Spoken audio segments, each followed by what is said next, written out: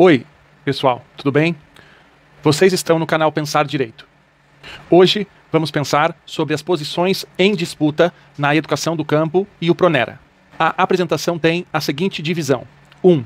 Posições em disputa. 2. Posição predominante. 3. Nacional e internacional. 4. Legislação educacional. 5. Movimento Nacional de Educação do Campo. E 6. Pronera.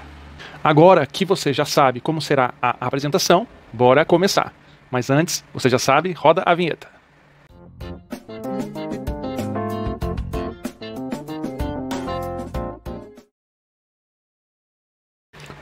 Posições em disputa. Em qualquer tema que seja debatido, duas posições sempre aparecem lado a lado, disputando espaços. A primeira posição é a liberal. A segunda posição é a social. São as duas principais ideologias, o liberalismo e o socialismo. Portanto, liberal de um lado e social de outro. Suas disputas acontecem principalmente no interior do Estado, mas não apenas aí. No tema da educação do campo não é diferente. A posição liberal e a social disputam as concepções de educação dentro e fora do Estado, e também na formulação ou na não formulação de políticas públicas.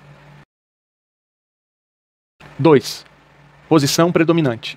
Um fato pode comprovar as disputas entre as duas posições de modo geral na educação e de modo específico na educação do campo. Até o início do século XXI, predominou no Brasil uma espécie de antipolítica da educação do campo, na qual predominavam a visão urbana, a desterritorialização e a imposição de um modelo de desenvolvimento capitalista. Nesse contexto, várias escolas do campo foram fechadas com a argumentação de que era mais vantajoso ao erário público e mais civilizatório e modernizante, entre aspas. Assim, a posição liberal é a que predominou sobre a posição social na educação do campo.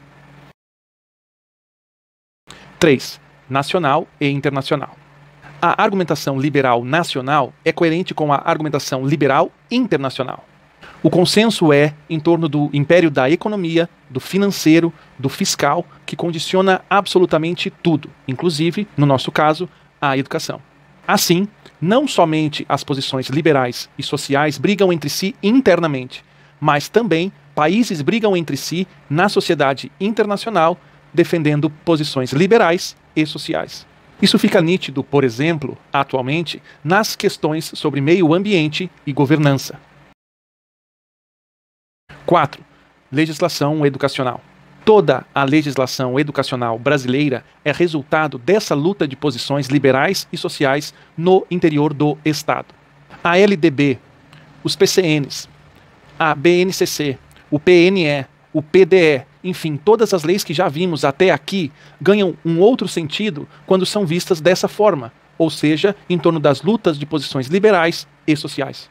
No entanto, a organização, a ação e a participação de movimentos sociais no interior do Estado tem causado algumas modificações e conquistas, tais como as diretrizes da educação básica para as escolas do campo, que já vimos em aulas anteriores, e o Pronera, Programa Nacional de Educação na Reforma Agrária, que veremos hoje. 5. Movimento Nacional de Educação do Campo. O Movimento Nacional de Educação do Campo é quem defende a posição social nas disputas com a posição liberal dentro e fora do Estado. O movimento teve seu início no final da década de 90, com o primeiro aceno de articulação nacional nas conferências de educação do campo. Consolidou-se na atuação junto à SECAD, Secretaria de Educação Continuada, Alfabetização e Diversidade, e na conquista também do Pronera. Chegou ao seu apogeu com o FONEC, Fórum Nacional de Educação do Campo, cujo objetivo principal é a análise crítica e a proposição de políticas públicas voltadas a atender as populações que vivem no e do campo. O Movimento Nacional de Educação do Campo reúne o MST, a CONTAG, as Cefas, dentre outros, e tem como objetivo de sua luta social a territorialização, que engloba as terras, os saberes e a educação dos povos do campo. Nessa luta, as conquistas dependem do alinhamento de 3 sujeitos históricos: Estado, universidades e movimentos sociais. Esse movimento, essa luta e essa articulação são importantes numa nação como a do Brasil, em que muita gente vive no campo e do campo. 6. Pronera. O Pronera é regulado pelo Decreto 7.352 do ano de 2010, que trata da política de educação do campo, cujo objetivo é a oferta de educação básica e superior às populações do campo. O Estado brasileiro, em todos os níveis federais, União, Estados e municípios, é que tem a responsabilidade colaborativa da oferta da educação do campo, cujo órgão principal de apoio é o Ministério da Educação, o MEC. Algumas inovações conceituais são importantes no decreto do Pronera. A primeira inovação conceitual é a respeito das populações do campo, que, numa definição ampla, são agricultores familiares, extrativistas, pescadores artesanais, ribeirinhos, assentados e acampados da reforma agrária, trabalhadores assalariados rurais, quilombolas, caiçaras, povos da floresta, caboclos e outros cujas condições materiais de existência sejam a partir do trabalho no meio rural. A segunda inovação conceitual é a respeito da ampliação da definição de escolas do campo, que já não são apenas aquelas situadas na área rural, mas também aquelas que estejam na área urbana, porém atendam às populações do campo. Seja qual for a área, as escolas do campo devem ter condições de funcionamento, ou seja, devem ter profissionais, transporte, livros, biblioteca, lazer, esporte, alimentação, flexibilidade de calendário, alternância, energia, água, saneamento e etc. Os princípios do Pronera são diversidade das populações do campo, especificidade dos projetos político-pedagógicos, os PPPs, formação de profissionais para a educação do campo, identidade curricular e metodológica da educação do campo e participação da comunidade e dos movimentos sociais na gestão escolar. O MEC dará apoio técnico e financeiro aos entes federativos na oferta da educação do campo. No entanto, estados e municípios devem fazer a sua parte para ter o apoio do MEC, no sentido de criarem seus planos educacionais e organizarem suas secretarias de educação com pessoal técnico e específico, integrando a comunidade em instâncias colegiadas de decisão. Óbvio que, conforme a lógica liberal, o apoio do MEC dependerá de decisões políticas sobre as prioridades no uso dos recursos e do orçamento públicos.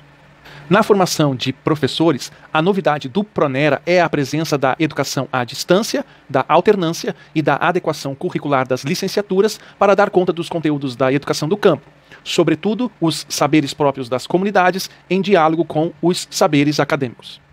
Claro que também a Política Nacional de Formação de Professores do Magistério da Educação Básica e as diretrizes do CNE deverão ser também parâmetros a seguir. O Pronera é executado pelo Ministério do Desenvolvimento Agrário e pelo Instituto Nacional de Colonização e Reforma Agrária, o INCRA, no contexto do Plano Nacional de Reforma Agrária. O objetivo do Pronera é educar e qualificar as populações do campo por meio de projetos, contratos, convênios e termos de cooperação do INCRA com outros agentes. O INCRA deverá criar, pelo seu presidente, a Comissão Pedagógica Nacional para auxiliar nas ações de coordenar e supervisionar projetos, bem como definir procedimentos e produzir manuais técnicos para o Pronera. A comissão será formada por membros do governo e da sociedade e desenvolverá cursos, estudos, pesquisas, seminários e debates sobre a educação do campo. O Pronera foi importantíssimo como uma conquista do Movimento Nacional de Educação do Campo por 3 razões. Primeiro, porque ficou instituído como política pública permanente do Estado. Segundo, porque definiu a escola do campo desde os sujeitos a que se destinam. E terceiro, o campo aparece como algo a ser valorizado e não criminalizado. A conclusão é a de que, apesar das conquistas do Movimento Nacional de Educação do Campo, que defende a posição social das disputas em torno do Estado, os obstáculos ainda persistem. Assim, a lógica da posição liberal em termos de império do econômico, do desenvolvimento, da modernização e do progresso permanece, descumprindo as leis ou simplesmente inibindo seus efeitos. Nesse sentido que as reivindicações do Movimento Nacional de Educação do Campo, as quais demandam simplesmente o cumprimento das leis, já demonstram firmemente que os povos do campo existem como sujeitos ativos no cenário nacional. Hoje foi a última aula. Agradeço a participação e o esforço de cada um de vocês. Não esquece de ir lá no blog e fazer o trabalho da aula de hoje. O prazo para fazer o trabalho é até dia 30 de maio, às 23 horas e 55 minutos. Você já sabe, né? Responde o questionário e clica em enviar. Ah, e se você aprendeu algo, curte o vídeo e cola no canal com sua inscrição. Então, até breve e nos vemos nos próximos vídeos. Tchau, tchau, sumam da minha frente e bons estudos sempre.